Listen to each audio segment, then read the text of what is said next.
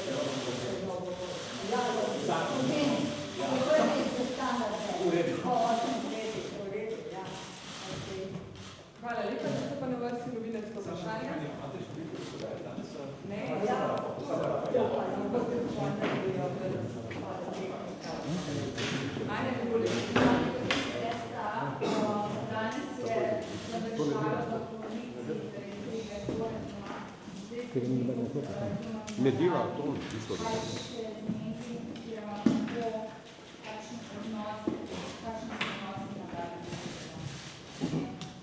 Glejte, obrazložili smo strani Ministrstva za zdravje, da so se pojavile več informacije, da ta sporazum ni poseganje v ali pa izločitev zdravnikov iz javnega plačnega sistema, ker so pač nekateri, pa ne bom ocenjevala iz kakšnih razlogov, danes, kot je bilo znano, dopoldne o tem strokovnem sporazumu govorili drugače.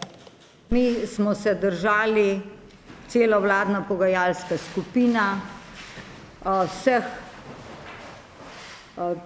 kriterijev oziroma pogajalskih izhodišč, ki smo jih dobili strani vlade od začenši junija letošnjega leta, potem kasneje oktobra, novembra, tudi še zadnji prejšnji četrtek na vladi, kar ste lahko sami ugotovili, se je sklepi vlada zavezala in potrdila, da nadaljujemo pogajanja v točkah, tako kot je bilo v pogajalskih izhodiščih predhodno usklajeno in dan mandat. Po vašem mnenju, po vaši oceni vlada zdaj je pomirjena s tem in stoji za vami, glede na to, da ste predvideli? Absolutno. Minister Koprivnik pa je dobro uro nazaj dejal, da so problematične tudi nekatere druge vaše obljube sindikatov Fides, ki se navezujejo na zvišanje plač, nagrajevanje in napredovanje zdravnikov, torej da ne gre le za vprašanje okoli odprave sklopa 37. plačnega razreda. Kako to komentirate? In danes tukaj, da se ne motim, parafa tega dogovora kasneje, ko glavno vlada posvojila, pa sledi seveda tudi podpis.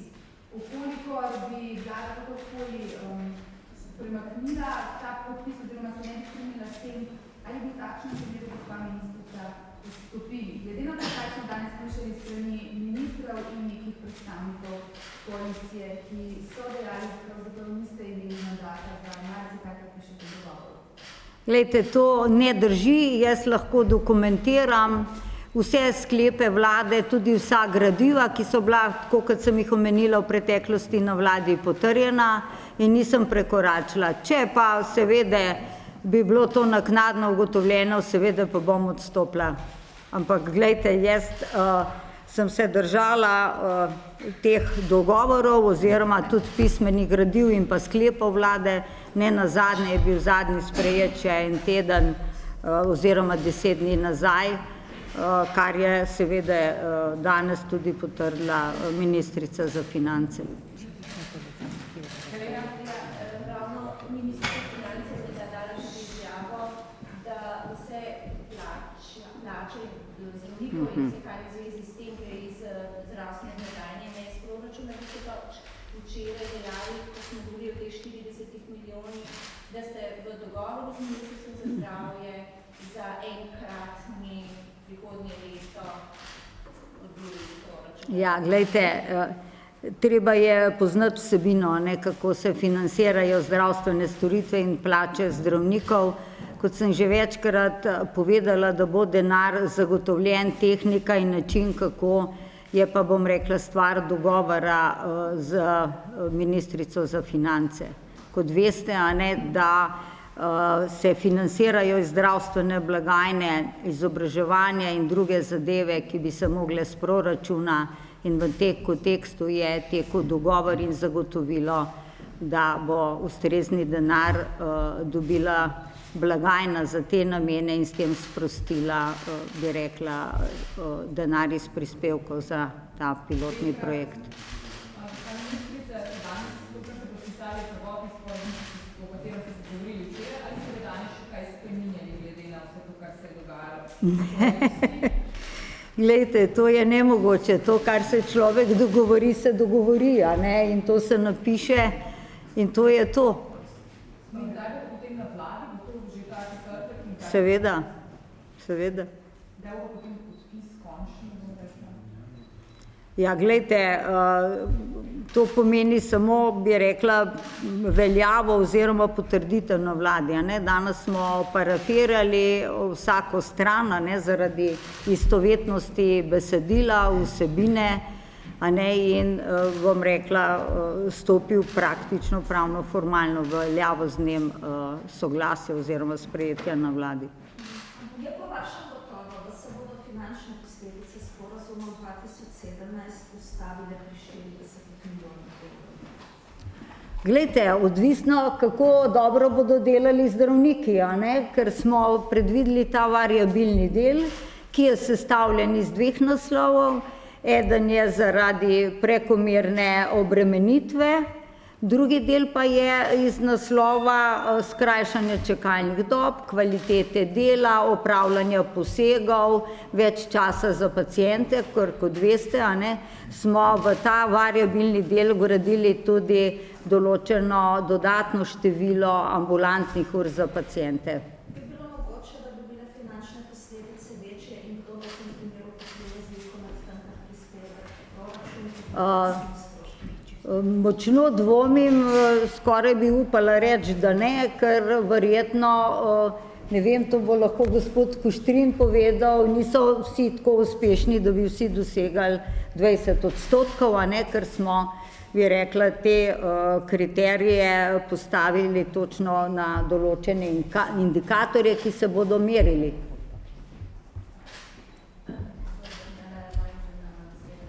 Zanima me, prej ste prišli s tem, ste tudi pri premierju Cerarju, o čem je tekla beseda? V bistvu smo pregledali stavkovni sporazum in ugotovili, da je dejansko v sklopu pooblastil vlade in sklepov. Jaz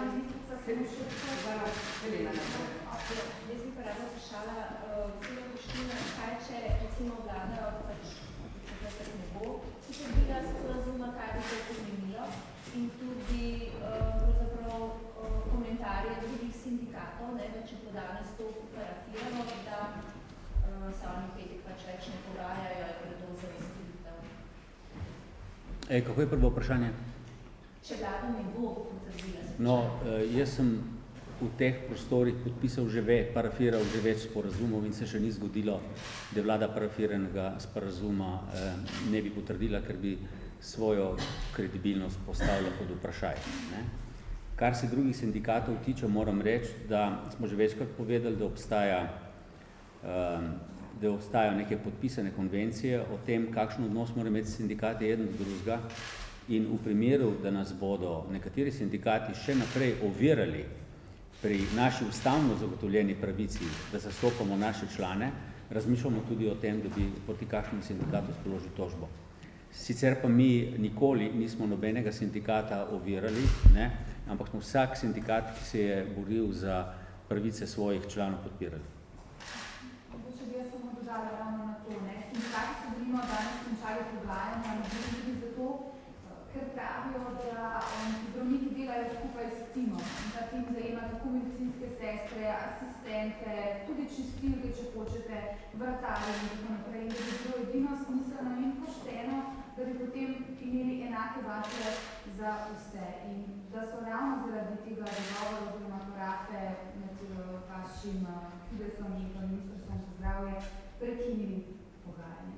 Moram reči, da tisti sindikati, ki zastopajo naše najtesnejše sodelavce, torej medicinske sestre, so na njih že zdavnaj pozabili. Ne? In če bi mi lahko kakorkoli pomagali medicinskim sestram, zlasti srednjim medicinskim sestram, ki so najbolj ponižan poklic v zdravstvu, ta trenutek, to sem večkrat rekel in še zdaj trdim, bi jim z veseljem lahko pomagali. Ne? Je pa res, ne, da in prepričan sem, ne, da smo mi naredili prvi korak in da bodo verjetno podoben korak, zlasti kar se standardov in normativov, naredile tudi sestre. Poleg tega bi rad povedal to, da se mi zdi, da smo vsi skupaj, vsaj upam, da ne za to mizo izgubili, pravzaprav se ne osredotočamo na bistvo tega sporazuma. Ne. Mi smo tudi na pogajanjih večkrat rekli, da bo ta sporazum, ki vsebuje več točk, pravzaprav trigeriral bistvene spremembe v funkcioniranju zdravstvenega sistema. To je prvi korak, da se zdravstveni sistem začne spreminjati. Tako iz vidika tudi merjenja dela in učinkovitosti in kvalitete zdravnikov, kar je pravzaprav verjetno, smo mi eni izmed prvih poklicev, ki si to upa in želi. Ne? Poleg tega, glede organizacije, funkcioniranja javnih zdravstvenih zavodov, glede financiranja javnega zdravstva, v bistvu je to začetek nekih reformnih procesov, ki so za ta zdravstveni sistem več kot kako potrebni. Ne? S tem, da smo mi in še vedno trdimo, da so na prvem mestu standardi normativi, ki so v prvi vrsti namenjeni bolnikom. Kajti kvaliteta zdravnikovega dela se odraža na bolnikovem zdravju in kvaliteti oskrbe. In enkrat smo pač v to kislo jabolko morali ugrizniti. Ne? Predolgo so standardi in normativi stali, da se jih ni nobeden minister upal. Ne? Ministrico, moram reči, smo precej spodbujali, da je v to jabolko ugrizena, kakorkoli je prva ministrica, ki si je to upala narediti. Ne? In kot sem že večkrat rekel, to je prvi korak, če hočemo priti nekam više. In če se pri tej poti navzgor ne naredi prve stopnice, se nikoli ne naredi niti naslednjih stopnic.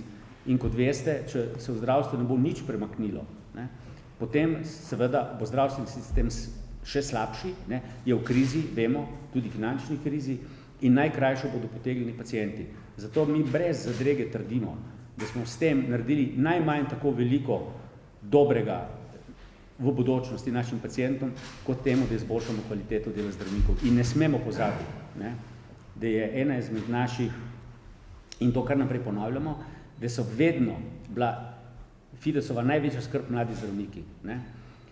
Čeprav se zdaj kar naprej govori, da se Fides zavzema samo za starejše kolege, za predstojnike in tako naprej, to ni res. Ne. 96. leta smo 1 uro pred podpisom sporazuma zavrnili sporazum, ker so iz njega hoteli vzeti takrat sekundarije. Ne. In tudi zdaj nismo na mlade zdravnike pozabili in znotraj obstoječega plačnega sistema bomo naredili prvi korak k njihovemu boljšemu nagrajevanju. Hvala lepa, še eno vprašanje, potem bomo pa zaključili. Pa ministrice, torej, lahko na koncu rečete, da je ta sporazum podpira celotna koalicija, v bistvu vsi ministri, ki so noter, in vse 3 stranke, da ne more več priti do nekih nerazumevanj, konfliktov ali kaj podobnega. Glejte, pardon, se upravičujem. Vsa izhodišča za pogajanja so bila na vladi sprejeta soglasno. In jaz nimam razloga, da bi bilo danes to kako drugače. Hvala lepa.